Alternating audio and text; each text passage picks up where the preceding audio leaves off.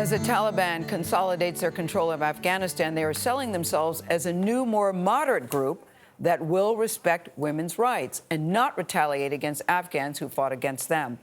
But those promises are being met with skepticism, big skepticism, as many Afghans flood Kabul airport trying to board flights leaving the country. The U.S. ambassador to the UN, that's Linda Thomas-Greenfield, joins us now to discuss. Good to see you, Madam Ambassador. What's your biggest concern right now? It's great to see you as well, Gayle. Look, our biggest concern right now and our major priority is working around the clock to get those people who need to get out of Afghanistan out. We were able to get 1,000 out yesterday, and we're moving forward rapidly to move others out of danger. You know, people are looking at it, and I'm sure you too were haunted by the images that we're seeing. Why weren't preparations made ahead of time? And I know hindsight is 20/20. I get that, and everybody that has no experience with anything has an opinion. But it does beg the question why preparations weren't made earlier to make sure that this transition went a little better. Look at this, with the people literally hanging on to the plane. Preparations weren't made. Yeah.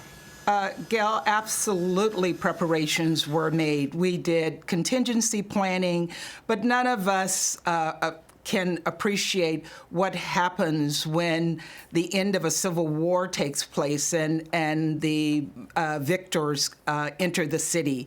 But we were prepared for this, and we are working around the clock to ensure that people are given support to get out of the country. I heard a White House spokesperson say the other day, I wrote this down, we've received assurances from the Taliban that we will. Those words don't even seem to go together to me when you hear them in a sentence.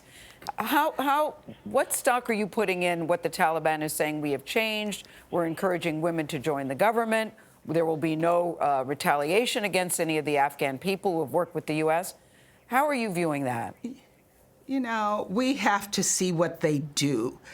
We hear what they're saying, but it is their actions that really will define how they address these issues moving forward. And we will be watching very carefully what they do as it relates to women and girls and inclusiveness. What is the UN doing right now to protect girls in particular and women? The women are very afraid. Many of them are in hiding. I feel their fear, but the UN announced very early that they will remain on the ground. They will continue to support programs for women and girls. And we're all, including myself here in New York, we're pushing every single member of the UN, of the Security Council, to raise their voices in unison to say to the Taliban that it is absolutely imperative that they protect the rights of women and girls. Madam Ambassador, it's Tony Dokoupil. We've seen pictures online of courageous women. Good morning to you. Thank you for being with us. We've seen pictures of courageous women in Afghanistan protesting the Taliban's takeover. Some at 6:30 in the morning walking to school as though it's just another day and nothing has changed. Obviously, both those activities do carry new risks this morning. What would you advise, what does the UN advise to the women of Afghanistan right now? Should they stay inside, watch and wait, or try to go about their lives? You know, I have to leave that to Afghan women to decide for themselves. But personally, I think they need to make every attempt to go on with their lives, knowing that we in the international community will be looking to ensure that they are protected.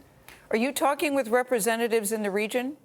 Are you in communication with them? Secretary Blinken has been on an almost hourly basis on the phone with his counterpart. I am speaking daily with my counterparts here in New York, and we're engaging actually in the Security Council on Afghanistan. You may have seen that we issued a very strongly worded statement that got unanimous support, and that's an important statement, unanimous support in the Security Council calling on the Taliban to honor humanitarian programs, to support human rights, and particularly the rights of women and girls, and to ensure that Afghanistan does not become a safe haven for terrorists. Well, we're all watching. The world is watching. Let's hope things improve and that this situation works out little better than what we're seeing so far. We have to do more than hope. Yeah, we have you're to right. do more than hope, Gayle. We You're right. really have to pull out every tool that we have to ensure that women and girls are safe in this country. Thank you. Thank you, Madam Ambassador. We'll be right back.